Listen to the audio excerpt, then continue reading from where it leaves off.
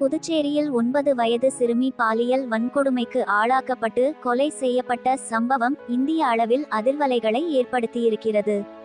புதுச்சேரி சிறுமிக்கு நீதி கேட்டு #JusticeForRT என்ற ஹேஷ்டேக்கில் பொதுமக்களும் சமூக வலைதள வாசிகளும் கொந்தளித்து வருகின்றனர்.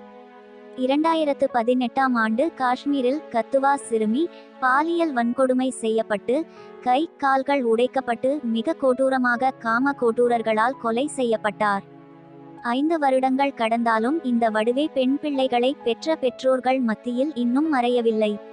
அதே சமயம் நாளுக்கு நாள் பெண் குழந்தைகளுக்கு எதிரான குற்றச் செயல்களும் அதிகரித்து கொண்டே வருகின்றன. இந்த சூழலில் புதுச்சேரியில் 9 வயது பள்ளி சிறுமி பாலியல் வன்கொடுமைக்கு ஆளாகி கொடூரமாக கொலை செய்யப்பட்டுள்ளார்.